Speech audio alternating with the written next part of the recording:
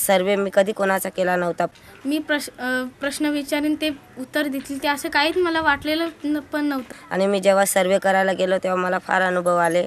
शेतकऱ्यांच्या मनामध्ये काय असतं आणि आपण जेव्हा सांगितलं त्यांच्यामध्ये जे बदल होतात ते मला फार दिसून आले। काही लॅपटॉपवर माहिती पण देतात, पक्षी आणि पक्ष्यांचे इंग्लिश नावं जे आम्हाला माहीत नव्हते ते आणि मराठी नावं। प्राणी काय खातात, अनेक व्यावहारिक ज्ञान सुद्धा मिळालं।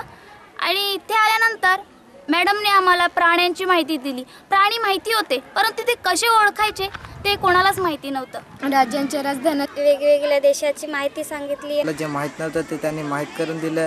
व्हिडिओ दाखवून शिकवलं हे तर मला खूपच आवडलं। इथे मला पर्यावरण विषय मी 1ली 4थी ते 7वी पर्यंत शिकला होता। आता 8वी मध्ये इतका डीपपणे शिकवला की ते मी आता कधीच विसरू शकणार नाही। 3-4थी शिकवलं तेव्हा काय एवढं समजत नव्हतं, पण जेव्हा तुम्ही शिकवायला लागले तेव्हा मला पर्यावरण विषय खूप आवडायला लागला। पहिला नवीन वाटायचं, पण तुम्ही 2-3 पिरियड शिकवले तेव्हा खूप आवडायला लागलं। एवढं आवडायला लागलं की पाटील सरांनी प्रोजेक्ट सांगितलेला तो सुद्धा मी पर्यावरण विषयावरच केला। खरंच पर्यावरण शिकल्याने खूपच फायदा होतो आपल्याला। सर काय करून तरी आमच्या पाड्यात तुम्ही मीटिंग घ्या। आणि मला गर्व आहे की मॅडमची मी विद्यार्थिनी आहे म्हणून। कविता मॅडमचे आणि अहमद अली सरांचे मी पहिल्यांदा मनापासून आभार मानतो।